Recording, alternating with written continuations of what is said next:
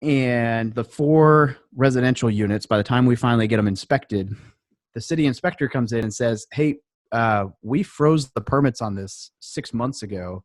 All of this needs to be redone. All of those walls need to go. This plumbing is not up to code. None of this was done with a permit. And essentially the owner tells me like, well, we finished them. That's what the contract said. You're not getting any money. Like, As an operator, I know other investors are romanticizing multifamily investing, and I'm looking to learn from other investors' mistakes. I know you are too, and you found the right place. Welcome to Myers Methods Presents Multifamily Missteps.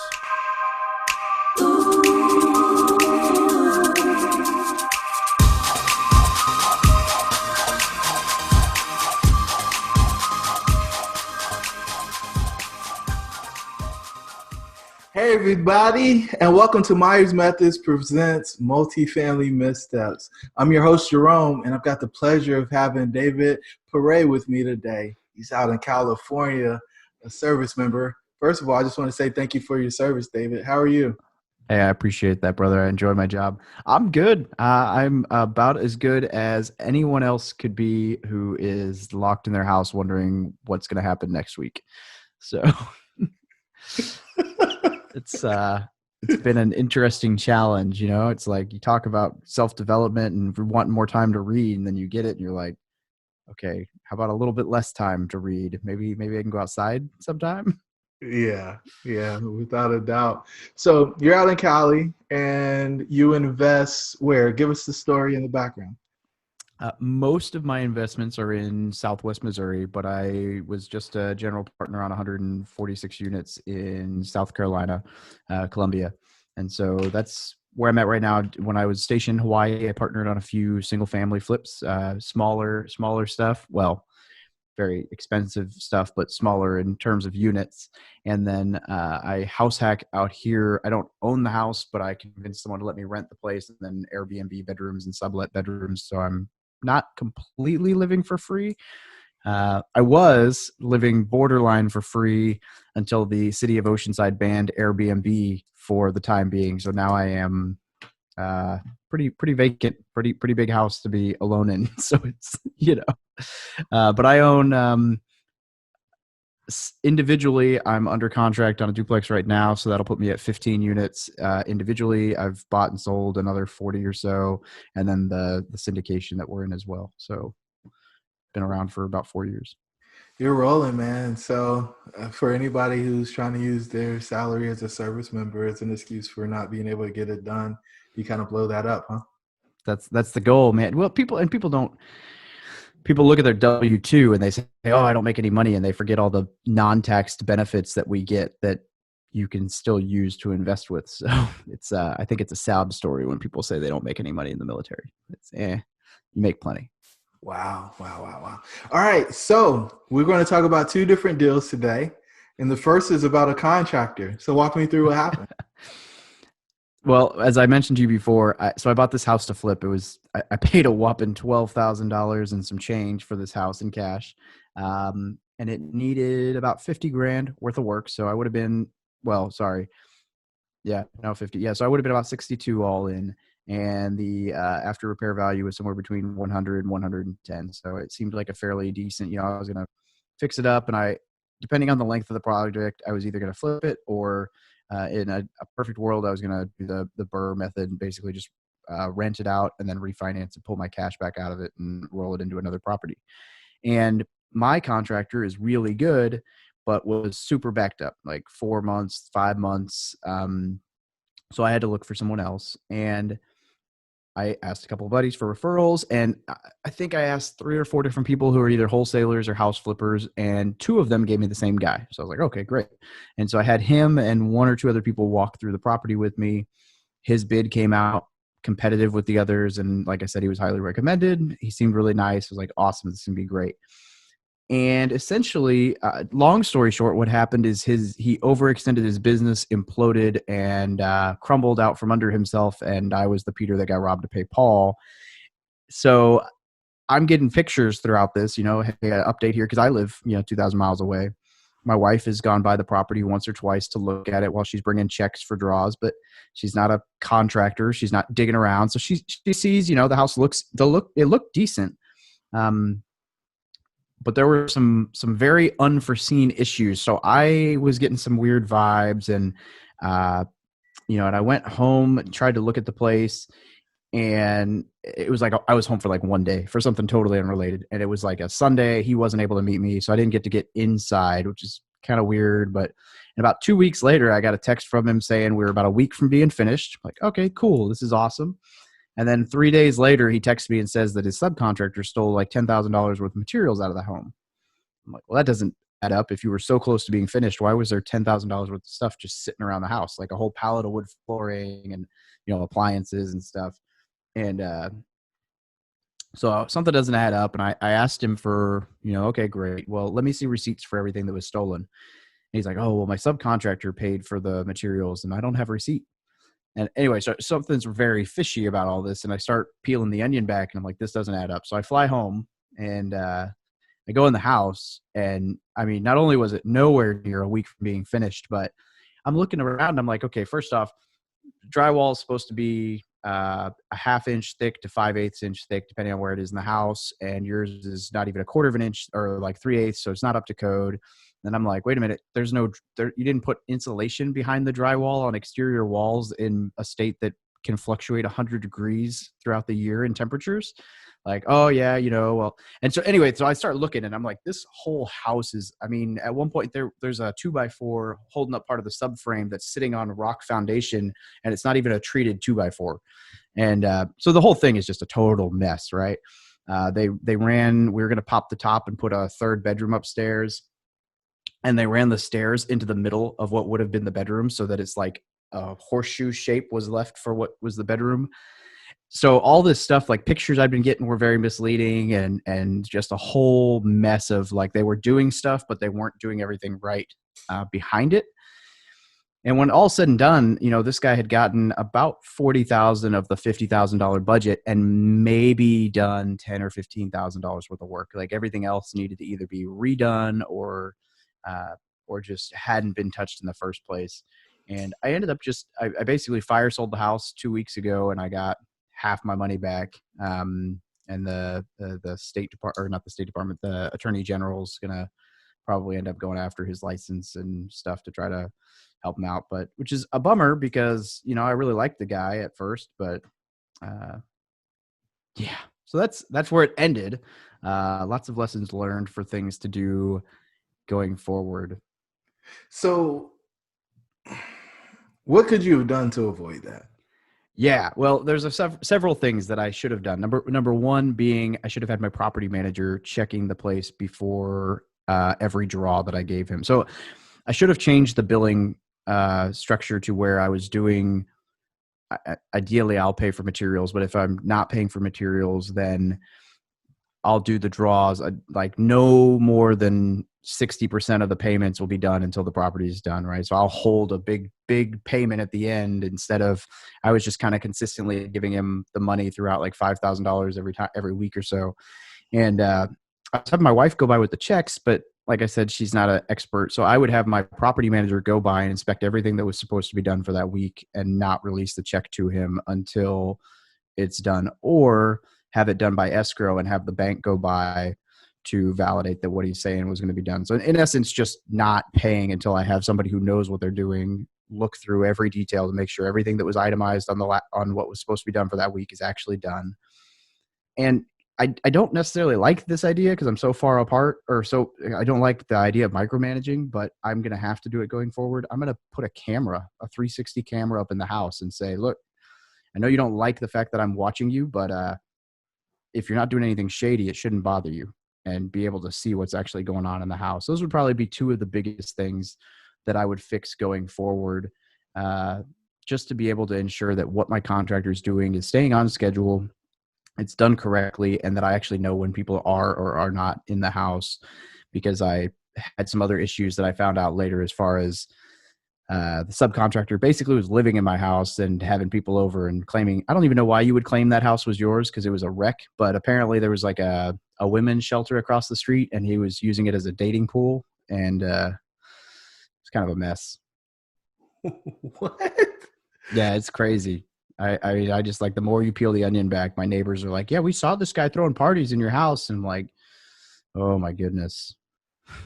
Now, I don't want the listeners to miss this because I mean, this can happen whether it's a single family home or a multifamily property, especially if you're 2 levels removed, right? And so your property manager may be running your rehab for you or your turns for you, and if nobody's actually putting eyes on it, I mean, the bill gets presented for payment, and they can send pictures, but pictures can lie, and they can lie pretty deeply, especially if stuff's not getting inspected and you're just kind of doing stuff off the grid. And so it's up to you and whoever the boots on the ground are when you're doing stuff remotely. And you really want those boots on the ground to have some construction background.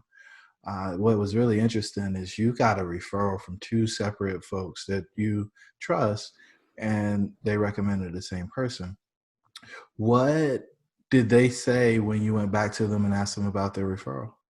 So it's interesting, and that's a good question. And this is how I know that it was less of a character issue and more of a business, just poor business decision, because one of those two who recommended me, this guy has done 5 different deals with him and they've all gone great. And the other guy had done 2 or 3 deals with him, but the one that he was currently doing at the same time I was went just as bad as mine did. And he lost a lot of money too. So apparently there were 3 projects that I know of right now that this guy was overseeing that went south all within a month of each other. And which kind of just makes me think that it was less of a poor contractor and more of a poor business operator who just overextended and couldn't hold on. But yeah, so it's kind of strange because it's, like I said, both of them had good experiences with the guy in the past, and one of them actually got burned at the exact same time. So, which I guess just reiterates how important management is, because, even the best of people are, hey, you can't predict the future. I mean, if something goes really, really, really south, who's to say how they're going to react to that? No question. And so did you change your process on the contractor selection or anything going forward?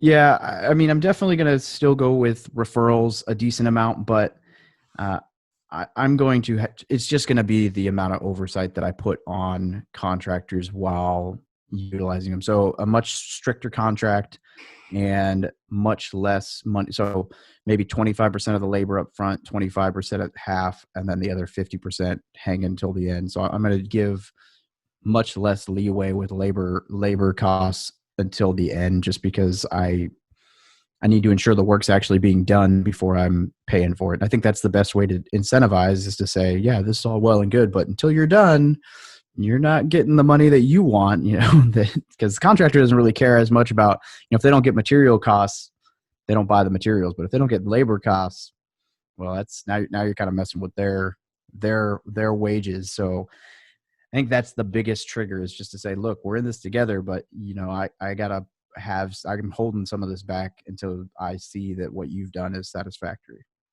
What's up, guys? It's your host, Jerome. I just want to let you know we launched Myers Methods in the fall of 2019 with the ambition to inspire a new breed of multifamily investor. If you are interested in getting into multifamily or scaling your current business, hop over to our website at myersmethods.com to grab your free 4-step guide on how to get the ball rolling in multifamily. Now let's get back to the episode. So are you calling the whole 40 or 50 grand a wash and a loss, or do you think your financial impact will be something less than that?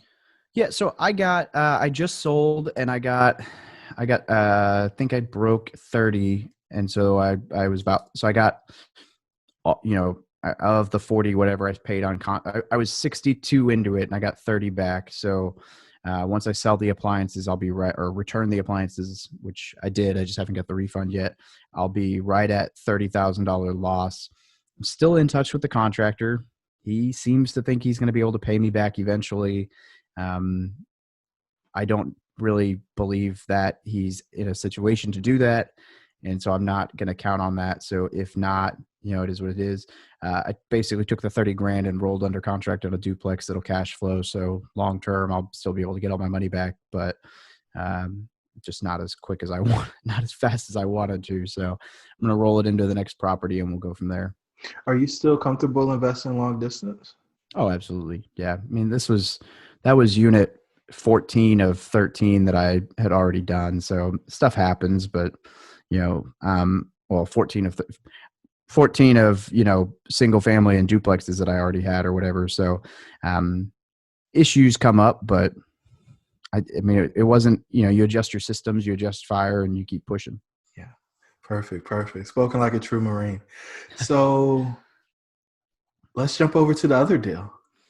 What happened? Yeah, this one's exciting.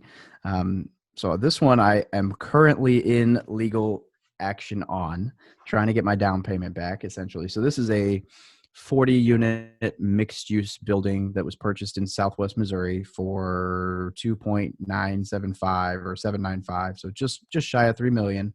And it was purchased on a lease option, so it was $150,000 down, really favorable terms. We had 5 years to execute the option, and really honestly, like when I say favorable terms, this was in 2018, and it was 4% interest only for the first year, but then 4% for all 5 years. So, you're talking commercial apartment financing at 4% in 2018 is not something that anyone was doing.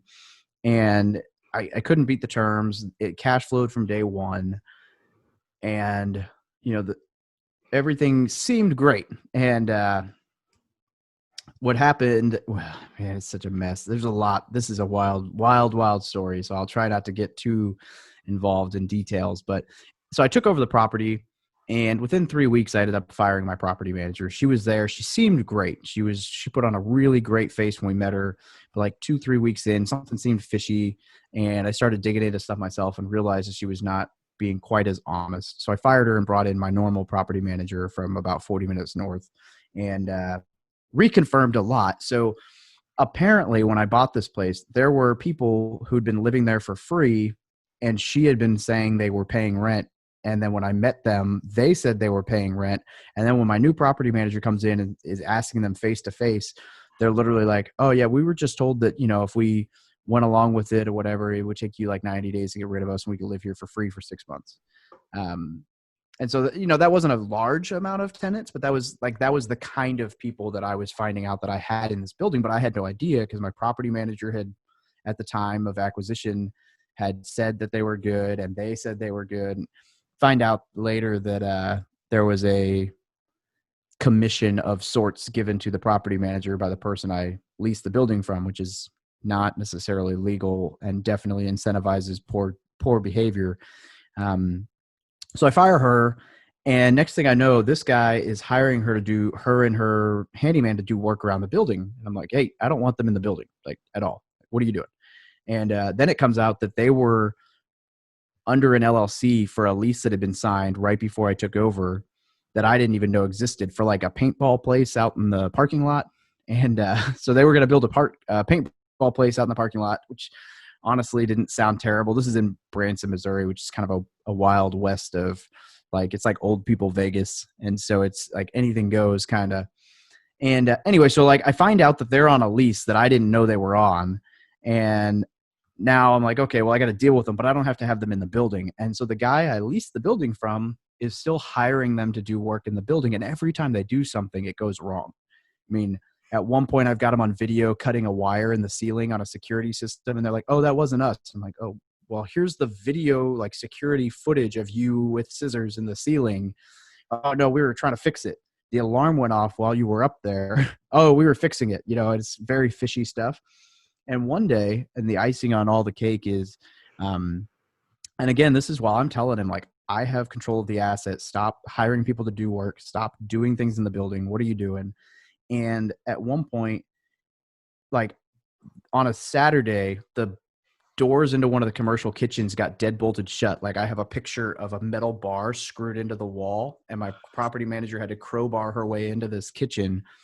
They had run all the sinks and just flooded the kitchen. And I think they were just trying to waste water, but instead they backed up a pipe and they flooded the kitchen into the apartment downstairs. And the response I got from the guy I bought it from and from her is, oh, well, it was an accident. It wasn't malicious. Like, sorry. I'm like, okay, that's fine. If I don't believe you, but that's fine. You still have to pay for all this. Like, whether it was malicious or not, as a contractor, you're still on the hook when you flood a building, and never got the money. So those are some of the weird things that were going on. And this is like month 2 of ownership. So the first month, the thing cash flowed like $5,500, $5,700. Awesome. Hey, that's a pretty solid return that's $60,000, $70,000 a year on 150 down. Like, I'll take that. And in the contract, there were some things that needed to be done. There were 4 residential units that were under construction that had to be completed within 45 days. There was a roof that needed to be repaired by 90-day mark, or he owed me $100,000. And there were 2 big commercial HVAC units that needed to go up onto the 4th floor because the 4th floor didn't have heat and air, and it needed to be finished by 90 days as well. And the 4 residential units, by the time we finally get them inspected, the city inspector comes in and says, hey, we froze the permits on this 6 months ago. All of this needs to be redone. All of those walls need to go. This plumbing is not up to code. None of this was done with a permit. And essentially the owner tells me, like, well, we finished them. That's what the contract said. You're not getting any money. And I'm like, no. The certificate of occupancy counts as finished.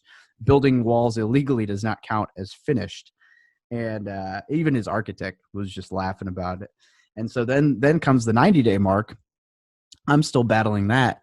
Now I have no roof. And he's like, oh yeah, well, I'll get to it. No, the contract says you either have a roof by now or you owe me $100,000. And he's like, oh yeah, I'll get to it. No, that's not how this works. And, oh, by the way, the HVAC units, neither one of them got moved up to the 4th floor because of how expensive he realized it was, and the roof wasn't done up onto the ceiling or onto the roof. So now it's December. I have a leaky roof and no heat on the 4th floor of a building in the Midwest where it's snowing.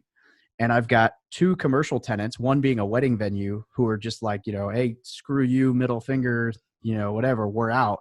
And all of a sudden I'm losing $2,000 or $3,000 a month in, net trying to run this building because I'm out $7,000 in commercial tenants. I've got 4 residential units that should be rented and aren't. I've got a roof that needs patched and I can't. And, after the 4th month, this is just clearly there's no end in sight for any of this. I'm getting battled on everything. So I just basically said, look, I'm terminating this lease option. I want my down payment back. And he's like, oh, well, it's non-refundable. I'm like, yeah, it's non-refundable if you uphold your end of the contract, and you didn't. So that's like me, walking into a car dealership and buying a Corvette, and you give me the keys to a Honda Civic, and then you're like, oh yeah, no, sorry, you already paid us. The down payment's not refundable. Yeah, but this is not what I paid for. So yeah, man, I mean, this story's crazy. Like, I have pictures, I have emails, and email traffic where it's like, yes, I'm gonna do this, yes, I'm gonna do that, yes, I'm gonna do this. No, I never said I was gonna do that. You're like, yeah, what? All 3 of these emails, you said you were gonna do that. Oh no, that was and so, yeah, now we've been in legal proceedings for 14 months, scheduled for July for a jury trial, not trial, but a jury court case to try to figure everything out. Hopefully, this whole social distancing mess passes, and I'm still scheduled for July because I would really like my money back. He offered me about half of it back, but the opportunity cost for that, I'm not losing 100, and at this point I'm about 180 all in with my partner, and he offered me 70. I'm like, no, sorry. So hopefully I get that done in July. I get my money back, because the opportunity cost of that much money sitting being wasted is it's killing us. Yikes. So what could you have done to prevent it? Well, I think the first lesson I learned is that I will always have my property manager, maybe not so for, well, honestly, I'll probably always have my property manager do everything for me because she's incredible, and I should just have used her long-term anyway. But even if it's a big building like that, like 45 minutes south, where I don't know if she'd want to manage it herself, I will have her go through due diligence with me. I don't know for sure that she would have been able to catch that with tenants and everything, because I mean they had leases and they were showing record of payment. But I mean, if nothing else, she would have been able to help me realize that there were issues with the current management, which I didn't spot. So first things first, I will always, always, always, always have my rock star property manager work with me and not care who's already in place, because she's just, I mean, she's incredible. And that was a foolish mistake on my part. The other thing that I would say is having everything in writing. And I know that seems like a no-brainer, but there were negotiations that we did over the phone, whereas like me and my realtor, him and his realtor, and everything would be great. And then none of it would ever happen. And what I realized that I should have done, and this was only on like 2 or 3 phone calls that I messed this up, but before I caught on, unfortunately, those 2 or 3 phone calls, we discussed some very important things that there's now no proof of, is I need to send an email immediately after saying, hey, this is everything that was discussed on our phone call. Please respond to this confirming that you agree to all of what we discussed. Because there's, like I said, there's a couple different things right now that are being he said, she said it throughout the courtroom. And although they're kind of ridiculous, and you know, it's one of those things like, okay, go ahead and prove where I said that. He's basically saying that we agreed to things that we never agreed to, and there's no record of it, which is great, but it causes a huge pain point. Whereas it would be so much easier to just say, no, here's the email from that conversation. You know, this is actually what we agreed to. Those would be the 2 biggest things. The next thing I would say is that you need to be more decisive. I dragged my feet for a little while with some of these issues because I was convinced the guy was nice, you know, oh yeah, this will come back around. Some of this will work out. And I should have just put my foot down way harder, way faster. And honestly, I should have gotten whether law enforcement involved or lawyers involved and just said, no, like you are not, like you gave me the right to control this asset. Get out of the building, get her out of the building, get her assistant out of the building. You know, I was saying all these things and there's record of it all, but I should have, at some point, I should have gotten law enforcement or attorneys involved and said like, look, this is not working. And at some point should have come 2 or 3 months sooner. I just trying to work through it, you know, in a friendly solution type of mindset. And it just did not work out for me. Well, I mean, I think that part works, and it's just in the business that you're in. Like, if you shake somebody's hand and look them in the eyes and tell them you're going to do something, you're going to do it. That's And, it. you know, unfortunately, everybody doesn't uphold that code. And, you know, I like to fashion myself in that manner, right? I mean, I told you my dad's a former Marine too. So, a handshake and my word is as good as anything you could ever put on a contract. And unfortunately, there's a lot of people who are shysters and want to try to take advantage of other folks. So that part's unfortunate. Let's wrap it up with your words of wisdom, David. What would you want folks to know? I think a great point for all of this is just trust but verify. You know, I'm the same way, and you hit it on the head, Jerome. I come from a culture at work where if you say you're going to do something, you're going to do it, and if you shake hands on it, you're definitely going to do it. But unfortunately, I've learned that that's great, but it's not disrespectful to validate that with a contract, and any upstanding businessman will understand that, you know. So I think that the trust but verify, like, look, I get it, I believe you, I trust you, but for our own sake, we need to have this in writing so that if something goes wrong, we're both covered. And I think that I definitely need to do a better job of that. My wisdom for all this is just, I always tell people, always learn, network, and take action. You got to keep learning, keep working on what you're working, get around people who are better at this than you are and learn from them.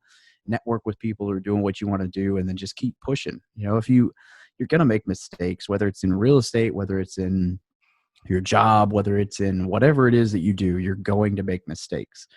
Don't let that stop you. It's whatever. Did you do any multifamily education or anything? That 140 unit deal seems pretty large from kind of stuff you've been talking about. So luckily enough, I am partnered with people who went through Michael Blanc's program. So they are big players, and I got brought in to do to help with underwriting and due diligence and some of that stuff, investor relations. So I'm learning as we go with that, but I'm not the main managing member. I definitely would not have jumped into that solo had I not done any large education type stuff. Perfect. Perfect. If the listeners want to get in touch, David, how should they? Easiest way is to find me either on social or on online at FromMilitaryToMillionaire.com. And I have social media handle and all that, either From Military to Millionaire or just Military Millionaire, and I'll pop right up. Awesome. Thank you so much for sharing your experience with the listeners. Tremendous value was created here today. Best of luck to you. Thanks, brother. I appreciate it. You made it to this juncture, so you really love what we shared on this episode of Myers Methods Presents Multifamily Missteps. Do us a favor. Give us a 5-star rating. Give us a review. And share this with somebody who's interested in multifamily investing. Until the next time, the pack is with you.